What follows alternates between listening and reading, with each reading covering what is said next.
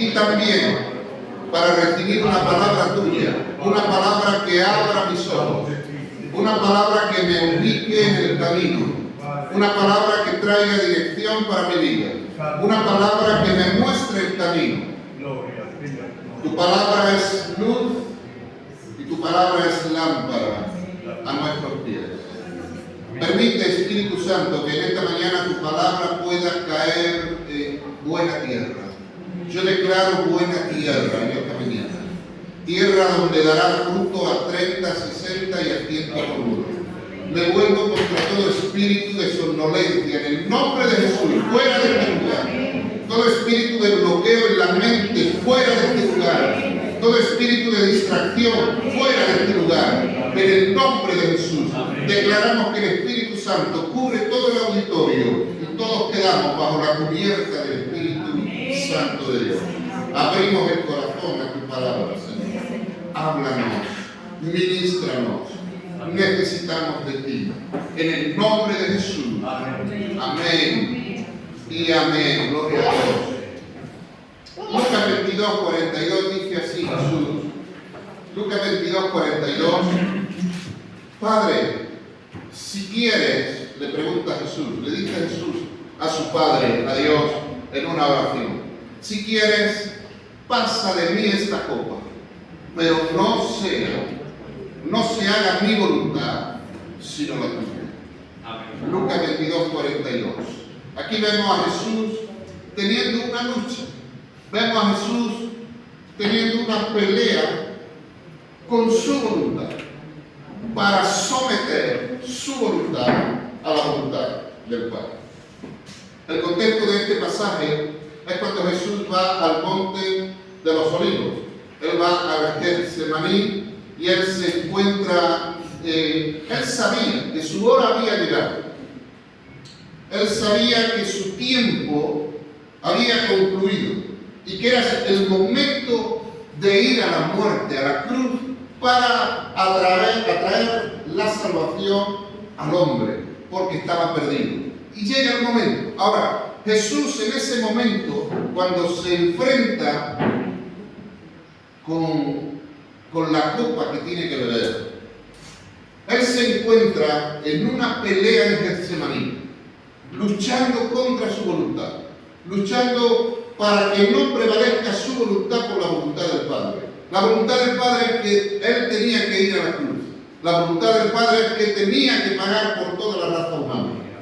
Pero había algo en el corazón de Jesús que estaba diciendo, o algo que estaba...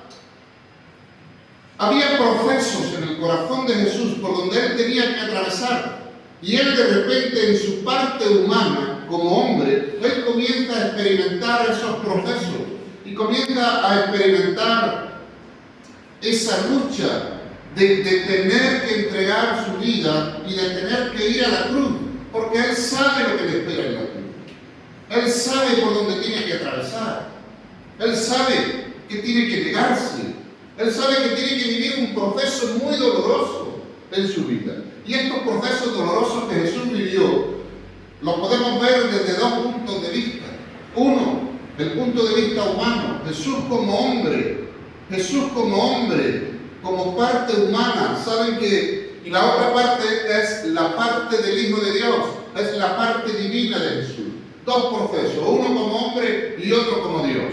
Amén. En ningún momento Jesús está renunciando a ir a la cruz, pero sí vemos que se genera una lucha en su corazón, y esa lucha la tenemos todos, y llegará el momento como a Jesús, cuando llegó la hora, dice la Biblia, y la hora te llegará a ti también. No digo de que te mueras, sino la hora donde tú tienes que rendir tu voluntad a la voluntad de Dios para poder cumplir con la voluntad de Dios y poder Dios a través de tu vida glorificarse. Entonces vemos aquí esto. Jesús enfrentó estos procesos.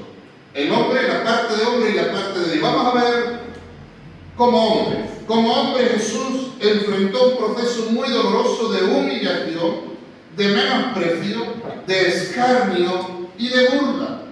Y como cualquier ser humano, sintió la afrenta, sintió la humillación. A nadie le gusta que le humillen, ¿sí o no? ¿A que no? A nadie nos gusta que nos humillen, que nos afrenten, que nos escarnezcan, que se burlen de nosotros, mucho menos que alguien tome por encima de nosotros y nos aplaste y nos humille. ¿Sabes? Hay personas que viven así hoy, en contra de su voluntad, pero alguien que está por encima de ellos, que los humilla de esta manera. Pero yo quiero decirte en esta mañana que por más humillación que tú hayas podido recibir de otra persona, por más burla que tú hayas podido recibir de otra persona, más que tú recibió Jesús. Dice la Biblia que fue humillado en lo sumo hasta la muerte. Leemos en Filipenses 2, encontramos esto. Haya pues en vosotros este sentir que hubo también en Cristo Jesús, el cual siendo en forma de Dios no estimó el ser igual a Dios como cosa que aferrarse, sino que se despojó, se anuló a sí mismo, tomando forma de siervo, hecho semejante a los hombres. Y estando en la condición de hombre, se humilló a sí mismo. Aparte de que él mismo se humilló al rebajarse, siendo Dios tomando forma de siervo, siendo Dios tomando forma de hombre, aunque él ya se humilló hasta lo sumo, dice la Biblia, aún encima los que estaban allí también se burlaban de él, también le humillaban, también le escarnecían. Y todo eso lo sufrió Jesús. Pero todo eso lo sufrió porque tenía una razón, tenía un propósito. El propósito era traer salvación sobre tu vida. El propósito era darte vida eterna a ti, que estabas muerto en tus delitos y pecados. Pero a él no le importó. Él sufrió como hombre el menosprecio y la humillación. Y lo resistió. Y lo enfrentó cara a cara. Ahora, la humillación, el menosprecio, provoca en los seres humanos, provoca muchas heridas en el alma, provoca heridas, provoca en el corazón, o sea, hiere el corazón, hiere los sentimientos de la persona, produce heridas abiertas en el alma, por donde la persona está sangrando, y al vivir sangrando en el alma, es un dolor que el ser humano tiene y que con nada encuentra consuelo y con nada encuentra la curación para esas heridas. Porque si tú te accidentas como yo, te vas al médico y ya. Pero ¿cómo curamos las heridas del alma? ¿Cómo se cura eso? Solo hay uno que tiene poder para curar las heridas del alma, y este se llama Jesús. Y él experimentó mucho más fuerte en magnitud la humillación que tú hayas podido experimentar o el menosprecio que tú hayas podido experimentar hasta el día de hoy. Él fue, dice la Biblia, que fue humillado hasta lo sumo, quiere decir hasta no poder más, hasta lo sumo. Entonces, como hombre, Jesús tenía que enfrentar esto, tenía que enfrentar la humillación, el escarnio, la burla, el menosprecio. Pero también Jesús tenía que enfrentar el dolor físico de los golpes, la traición, el dolor, mira, el dolor físico, todos los seres humanos sentimos dolor físico. A Jesús dice la Biblia que le colocaron la corona de espinas. Tuvo que sufrir el dolor de la corona de espinas encima del menosprecio, encima de la humillación. También tuvo que soportar su cuerpo colgado en la cruz del Calvario, clavado de pies y manos, por amor a ti. El dolor, el sufrimiento corporal que Jesús experimentó, los médicos, los especialistas, dicen que no hay nada igual como morir en una cruz. Jesús tenía que enfrentar eso como parte de hombre, como hombre. A ningún hombre nos gusta. pero él tenía que enfrentarlo. Ahora él sabe, si me rindo a la voluntad de Dios, voy a tener que enfrentar esto. Entonces vemos a Jesús teniendo que tomar una decisión. Pero la parte divina, la parte como Dios, es que tenía que experimentar, tenía que enfrentar la separación del Padre. Y esto era lo que más le preocupaba a Jesús. No tanto el dolor físico ni el menosprecio del ser humano. Lo que para él verdaderamente era una lucha, una pelea en su corazón, era tener que sufrir la separación de Dios Padre. Porque Jesús fue abandonado en la cruz del Calvario por su Padre. Estando en la cruz, él clamó: Elohim, Elohim, lama sabactani. Dios mío, ¿por qué me has abandonado? El Padre le abandonó. Se vio solo en la cruz. Y se vio solo en la cruz porque el pecado de la humanidad tenía que ser cargado sobre él. Y Dios el Padre tuvo que abandonarle por un instante. Y esa era la pelea mayor de Jesús. Porque nunca antes habían experimentado la separación de Dios Padre y Dios Hijo. Nunca. Pero ahora el Padre le tiene que abandonar, tiene que sufrir la soledad en la cruz, tiene que sufrir la separación del Padre. Y esta era la pelea de Jesús. Esta era la lucha interna que Jesús tenía. De manera que se va al monte de los olivos y comienza a clamar a Dios. La Biblia nos enseña, yo me imagino a Jesús en ese momento llorando, pero como nos dice la Biblia, sudando gotas de sangre por la presión interna que tenía, por todo lo que tenía que enfrentar Jesús. Y me lo imagino allí arrodillado, llorando a lágrima viva, sudando entre la mezcla, el sudor y la sangre y las lágrimas. Señor, si es posible, vamos a hacerlo de otra manera, que no tenga que sufrir la separación tuya, que no me tenga que quedar solo en la cruz. Padre, busca otra manera de hacerlo. Por eso él ora, si es posible, pasa de mí esta cosa. Amén. Porque tenía que enfrentar eso. Pero Jesús concluye su oración diciendo: pero hágase tu voluntad y no la mía. Si tú has predeterminado que yo tenga que vivir todo esto, que tenga que pasar por la cruz, que tenga que vivir la separación tuya, con tal de traer salvación al mundo, hágase tu voluntad. Rindo mi voluntad a la tuya. De manera que Jesús se levanta de Getsemaní, fortalecido en Dios, y dice la Biblia que enfiló su rostro, decidido, con una decisión contundente en su corazón, de rendir su voluntad a la voluntad de Dios. Pero la Biblia nos deja ver en este pasaje el cuadro, y el cuadro era Jesús peleando con su voluntad. Porque Jesús no quería separarse del Padre. Jesús sí quería traer salvación, pero no quería separarse del Padre. No quería que el Padre le abandonara en la cruz. Por eso él ora: si es posible, vamos a hacerlo de otra manera, que no nos tengamos que separar. Pero no había otra manera. Dios Padre había predeterminado que el justo pagaría por los injustos, que Él llevaría el pecado de toda la humanidad. Y Jesús se levanta de Getsemaní diciendo: hágase tu voluntad. Y venció. Jesús venció en esa pelea, venció su voluntad y Él la pudo rendir a la voluntad del Padre. También encontramos en la Biblia que en su corazón, Él peleó en su corazón contra su voluntad para rendirla a la voluntad de su Padre, para el puro beneficio de la humanidad. Mira lo que dice Juan 12:23.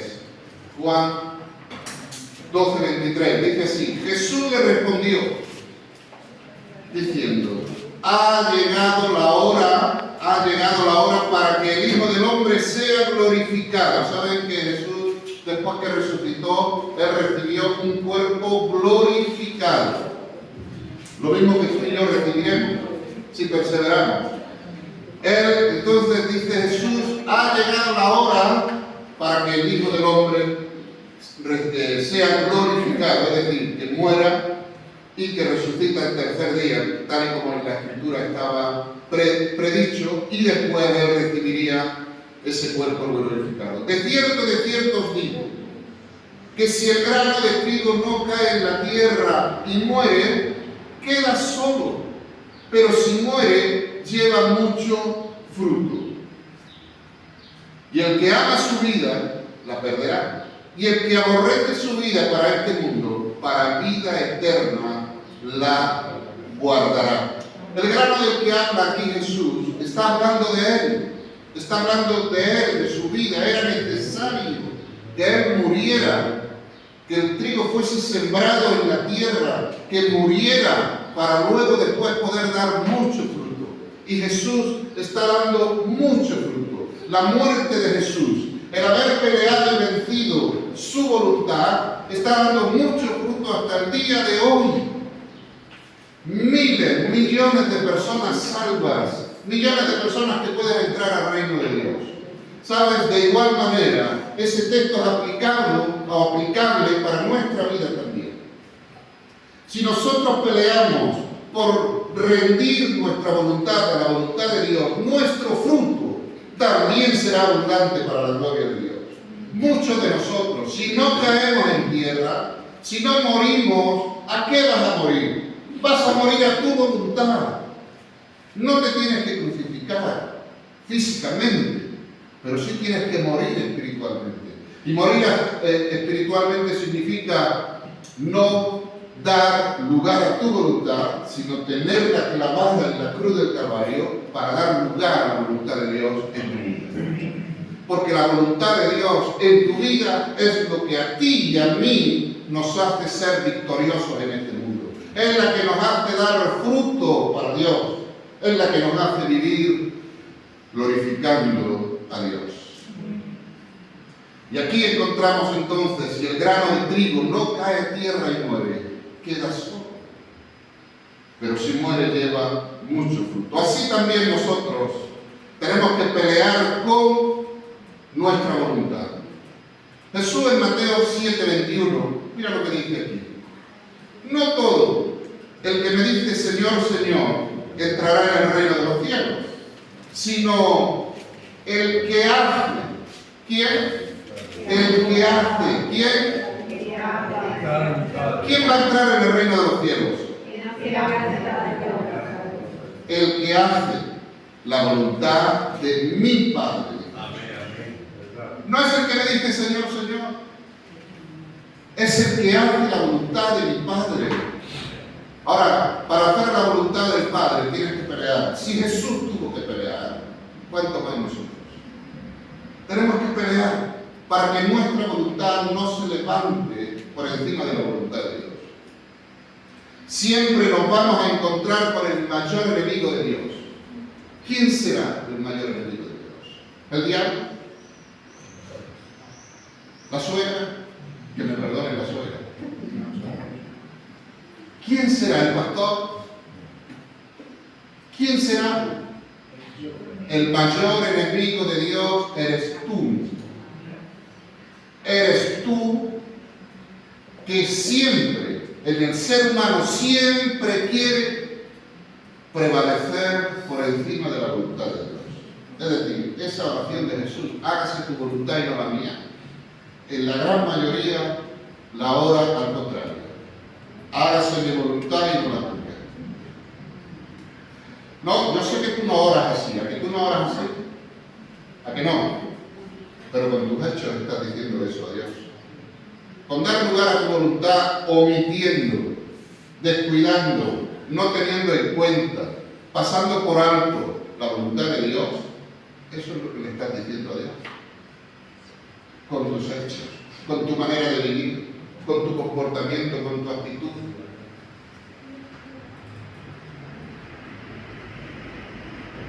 Siempre. Por eso es que tienes que pelear con tu voluntad. Tienes que pelear, porque no es el que oye, no es el que dice Señor, Señor, es el que hace.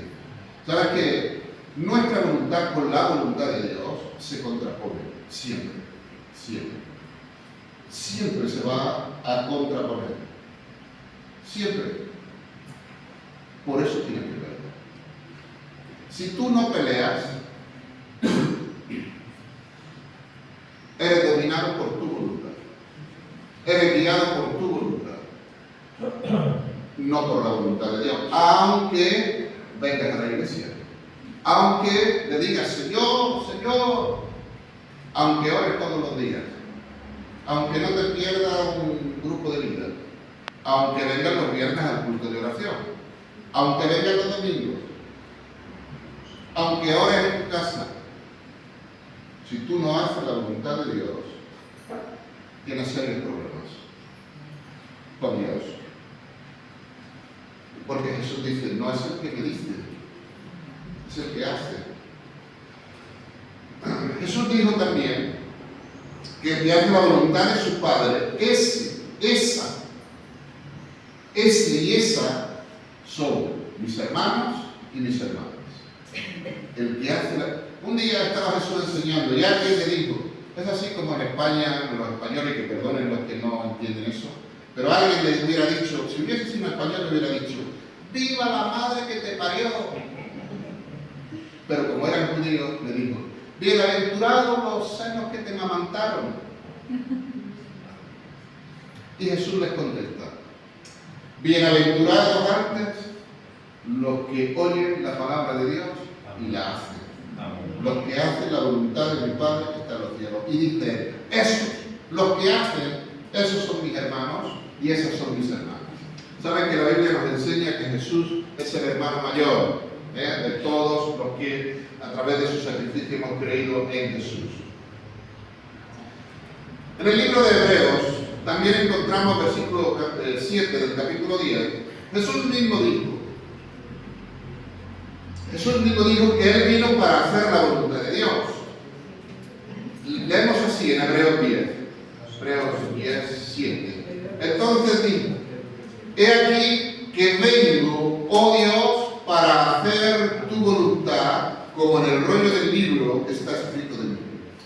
Dios, vengo a este mundo, estoy en este mundo, vivo en este mundo, para hacer tu voluntad. Oh Dios, he venido, estoy aquí para hacer tu voluntad. Te pregunto, ¿para qué estás tú aquí en la tierra? ¿Para qué estás tú aquí en el mundo? Para entrar en ese ciclo, trabajo, como, duermo, trabajo, como, duermo, entrar en ese ciclo, o para algo más. O estás para hacer la voluntad de Dios. Tú piensa un momento, un segundo te doy, piensa. ¿Cómo es mi vida? ¿Alrededor o qué círculo puedo yo trazar en mi vida de las cosas que hago? A ver, duermo, trabajo, como, ¿qué más haces? Piensa. ¿En qué parte está el hacer la voluntad de Dios? Piensa. Luego se lo dice a un líder en el grupo de vida. Y el líder ya me dice a mí. Bueno. ¿Para qué viniste tú al mundo? Esa es una respuesta que tienes que darte tú mismo, tú misma. Es un dilema que tienes que resolver en tu corazón. ¿Cómo vivíamos antes cuando no conocíamos a Dios? ¿Tú te acuerdas? ¿Cómo vivías? O sigues viviendo todavía, quizás. Mira lo que Efesios 2:1 nos dice. Dice que Él, Jesús, os dio vida a vosotros cuando estabais muertos, quiere decir separados de Dios. Cuando estabais muertos, ¿dónde estoy?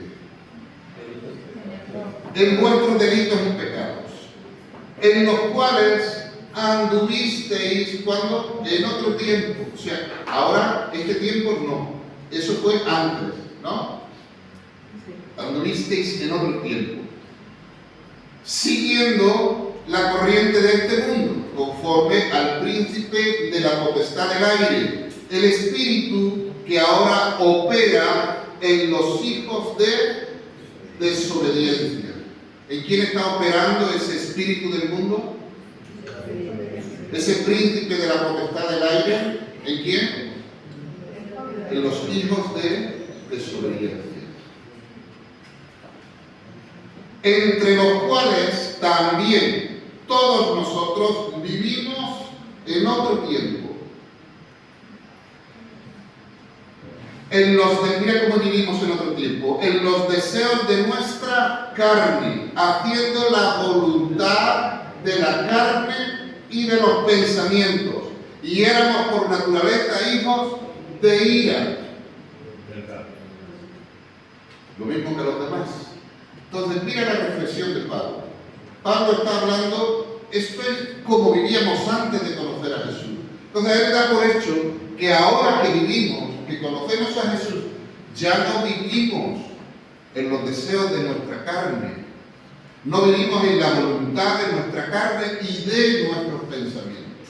Ahora Pablo da por sentado y da por hecho que ahora vivimos en la voluntad de Dios. Pregunta, ¿cómo vives tú? Sabes que los deseos de la carne, la voluntad de la carne, siempre se va a contraponer con la voluntad de Dios. Tienes que pelear. Dile al que tiene a tu lado. Tienes que pelear, tienes que pelear. Ahora dile, no pares con el marido. No pares con el marido. No, el marido no. Ahora varón, dile, no pelees con la mujer. No.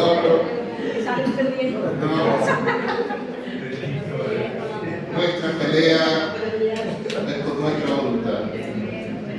Por nuestra voluntad. Mira cómo debemos de vivir ahora. Mira, Efesios mismo, sigue Pablo con su argumento. En el versículo 6 nos dice: no sirviendo al hombre como los que quieren agradar a los hombres, porque también hay gente que quiere agradar a los hombres, por encima de agradar a Dios. Es decir, no tienen en cuenta a Dios. No tengo en cuenta si a Dios le agrada o no, pero yo quiero agradar a mi marido, quiero agradar a mi esposa, quiero agradar a mis padres, a la suegra, quiero agradar, y viven movidos por eso, por ese sentir de agradar a los hombres, aunque pasen por encima de Dios. Pero nos encontramos en la Biblia a Juan y a Pedro diciendo: es necesario agradar a Dios antes que los hombres. Sea esposo, sea esposa, sea padre, sea madre, sea quien sea, que tu decisión, que tu voluntad sea agradar a Dios, aunque algunos se ofendan. Porque de seguro te digo, se te van a ofender, algunos se te van a ofender, pero que se ofenden. Por encima de todo está Dios. Entonces dice aquí, dice, no sirviendo a los ojos como los que quieren agradar a los hombres, sino como siervos de Cristo, de corazón, haciendo la voluntad de Dios. ¿Cómo da por hecho Pablo que debemos vivir? Debemos vivir como siervos de Dios, de corazón, haciendo la voluntad de Dios. La voluntad de Dios. La voluntad de Dios. Peleando en contra, peleando para que mi voluntad no prevalezca sobre la de Dios. Mira qué texto o qué consejo nos da el apóstol Pablo en el libro de Romanos, Romanos capítulo 12, versículo 2. Dice: no os conforméis a este siglo, sino transformaos por medio de la renovación de vuestro entendimiento, para que comprobéis cuál sea la buena voluntad de Dios, agradable y perfecta. Que comprobéis, dice Pablo, cuál sea la voluntad de Dios, que es buena, agradable y perfecta. Tres cosas quiero hablar aquí. Una, cuando habla no os conforméis a este siglo, Pablo está diciendo no os conforméis a este mundo, al sistema de este mundo, a la corriente de este mundo, a las tendencias de este mundo, a las modas de este mundo. No os conforméis con eso, tener una vista de alturas mayores, levantad vista al cielo, mirad a Dios. Mira, algo que sucede con las modas hoy en día y con las tendencias, pero te voy a poner el ejemplo de las modas para que así vamos rápido y, como dicen los dermatólogos, vamos al grano. Las modas, hoy en día, las modas marcan tendencia. Los modistas o modistas que están allá arriba, los grandes se supone, ¿no? Que la mayoría, por cierto, son homosexuales, pero con la profesión pues, no tiene nada que ver, ¿verdad? Pero son así. Entonces, hoy en día están sacando modas para vestir a la mujer, y toda aquella mujer que se deja llevar por las modas, por las corrientes de las modas, quizá no es consciente, pero va por una parte enseñando prácticamente todo. Y no me quiero meter con nadie, que nadie me mire mal, por favor. Pero va marcando todo. Sacan sus modas. Ahora han sacado una moda de ir las mujeres con boxers de hombres. ¿Saben lo que es un boxer? Los calzoncillos de toda la vida. Bueno, pues claro, y ahí va la mujer. Ella dice, no, voy a la moda. Pero vas a la moda, pero no te das cuenta que vas deshonrando tu propio cuerpo. ¿No te das cuenta que vas marcando, poniendo a la vista de todo el mundo tu cuerpo? ¿No te das cuenta de eso? No, porque ella va a la moda, y tan alegre y tan feliz, porque va a la moda. Entonces hay que llevar mucho cuidado con las tendencias, las corrientes del mundo, las modas y otras cosas que se suelen dar en el mundo. Porque ahora es moda esto, ahora es moda lo otro, y la iglesia no es para ir detrás de las modas. La Biblia nos enseña que la mujer vista decorosamente, decentemente, que cualquier hombre te pueda estar hablando contigo y que no tenga que pasar vergüenza, porque no sabe a dónde mirar, porque a donde mire está la carne allí. Y a veces uno dice, ¿a dónde miro? No hablo con ella, así no hablo con ella, me voy. Claro, porque no somos de piedra, y eso se despierta en el corazón del hombre, se despierta instintos, cosas, y ahí se da lugar a la carne, y ahí se da lugar a muchas cosas. Y eso, mi hermana, si tú lo sabes hacer y no lo haces, eso es pecado. Amén. Eso es pecado. Entonces, qué bueno es que nosotros tengamos el concepto de la Biblia, ¿verdad? No del mundo. No del mundo. Y algunas quizás tengan problemas con esto, porque no, es que a mí me gusta ir a la moda. Bueno, pues pelea con tu voluntad y ríndela a la voluntad de Dios. Y también a los varones, también, pero no me voy a meter con ellos, no sea que no vengan más.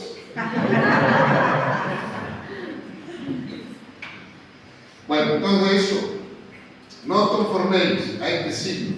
Número 2, también dice, sino transformaos por medio de la renovación de vuestro entendimiento. Una transformación. El entendimiento tiene que ver con la mente, el conocimiento y con todo eso. A veces, mira, tenemos muchos conocimientos de cosas, ¿vale? Cualquier materia, cualquier cosa, pero en cuanto al conocimiento de Dios estamos retrasados. Somos retrasados en cuanto al conocimiento de Dios, en cuanto al conocimiento de su palabra. Y a veces nos anclamos en estas cosas y también no entendemos bien los planes, los propósitos de Dios, la voluntad de Dios. Y Pablo nos dice que seamos transformados por medio de la renovación de vuestro entendimiento. Tenemos que renovar nuestro entendimiento, nuestra manera de pensar, nuestra manera de ver la vida. Tenemos que renovar continuamente, ser transformados. Y la herramienta que Dios usa para la transformación no es otra cosa más que su palabra. Por eso es que tú tienes que tomar la palabra de Dios y dejar que la palabra de Dios te transforme, te renueve el entendimiento, la visión, que la palabra de Dios te cambie por completo. Amén. Si tú te resistes a la palabra, si tú eres de los que leen pero luego se olvidan de lo que han leído, te estás cerrando. Nunca llegarás a hacer la voluntad de Dios. Nunca llegarás a ser renovado y transformado en tu manera de pensar y de ver la vida. Santiago nos dice, no seáis solamente oidores, sino hacedores. Entonces, cuando un hombre o una mujer tiene el corazón en Dios y medita en la palabra, busca en la palabra, con el deseo en el corazón de aplicarla a su vida, ahí es cuando surge ese milagro de la transformación en nuestro corazón, de donde somos renovados en nuestra manera de pensar, en nuestra manera de ver la vida, de ver las cosas de Dios. Somos transformados, renovados, ya no nos conformamos con las corrientes del mundo, queremos lo de Dios, porque lo de Dios es bueno. Entonces, dice la tercera cosa, para que comprobéis cuál sea la buena voluntad de Dios. Comprobar. ¿Qué significa comprobar la voluntad de Dios? Comprobar la voluntad de Dios en mi vida significa lo que estoy haciendo, o sea, es meditar. Lo que yo estoy haciendo ahora mismo, en qué estoy gastando mi tiempo, cómo estoy usando mi vida, lo que yo estoy haciendo, eso es voluntad de Dios. Lo compruebo con la Biblia. Lo que la dirección que mi vida lleva, eso está aprobado por Dios en la Biblia. Si tú encuentras que no, porque el Espíritu Santo nos da testimonio y Él nos habla, pues si tú encuentras que no, entonces tú tienes que pelear con tu voluntad, como lo hizo Jesús en Getsemaní. ¿Para qué? Para rendir tu voluntad a la voluntad de Dios. Entonces yo compruebo lo que estoy sintiendo, lo que estoy pensando hacer. ¿Eso Dios lo aprueba? ¿Sí o no? Voy a la palabra de Dios. Si Dios lo aprueba, yo estoy comprobando mi vida diaria, práctica todos los días, mi día a día, lo estoy comprobando con la voluntad de Dios. ¿Entendieron? Comprobar. La decisión que voy a tomar está acorde con la voluntad de Dios. La decisión que tengo que tomar, los pasos que quiero dar, lo que quiero alcanzar, ¿está acorde con la voluntad de Dios? ¿Sí o no? Tengo que tener respuesta. Y cuando tengo la respuesta, entonces tengo que tomar la decisión. ¿Obedezco a Dios? ¿Hago la voluntad de Dios o hago la voluntad de mi carne? Entonces tienes que tomar una decisión. O te vas a Getsemaní y te arrodillas y clamas con llanto que sale del corazón, sudando gotas de sangre, como lo hizo Jesús, para rendir tu voluntad a la voluntad de Dios. O das de lado a Dios, sigues en la corriente de este mundo, conforme el príncipe de la potestad del aire. Serás un hijo de desobediencia. Y cuidado con los hijos de desobediencia, porque ninguno que desobedece, dice la Biblia, que entrará en el reino de los cielos. Jesús dice, no es el que me dice, porque muchos decimos muchas promesas a Dios. Señor, yo voy a hacer, voy a venir, voy a ir, voy a dar, voy aquí, voy a ir. Pero luego a la hora de hacer lo que has dicho, no está, no aparece. Y Jesús dice, no eres lo que dices, eres lo que haces. Y el que hace la voluntad de mi Padre, ese es mi hermano y esa es mi hermana. Amén. Entonces, ¿cuál es la voluntad de Dios? La voluntad de Dios es que hagas discípulos, porque eso es lo que Jesús manda. Y hacer discípulos. La voluntad de Dios es que tú seas un testigo fiel de Jesús, La voluntad de Jesús es que tú seas un hacedor de discípulos de Jesús. La voluntad de Dios es que tú seas un discípulo de Jesús. La voluntad de Dios es que tú le adores en espíritu y en verdad. La voluntad de Dios es que tú ames a Dios por encima de cualquier otra cosa. La voluntad de Dios es que tú vivas en santidad para Dios. La voluntad de Dios es que tú seas lleno del Espíritu Santo y que Dios habite en ti, que pueda tocar a miles de personas a través de tu vida. Esa es la voluntad de Dios para ti. Esa es la voluntad de Dios buena. Pero no todos queremos eso. Porque queremos el money. Queremos la vida como el mundo. Y ahí se contrapone tu voluntad con la voluntad de Dios. ¿Qué vas a hacer? ¿Vas a vivir conforme a la corriente de este mundo?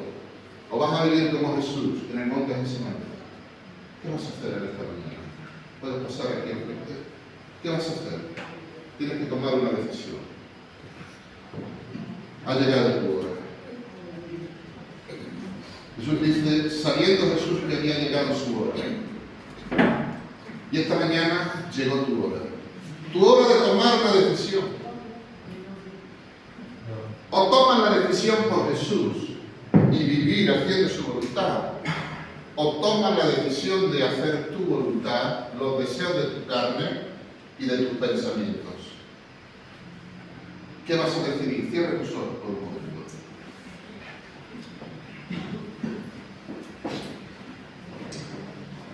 Aleluya.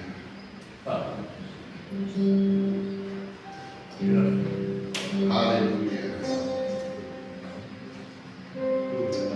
Señor Jesús, ejemplo nos has dado en todo.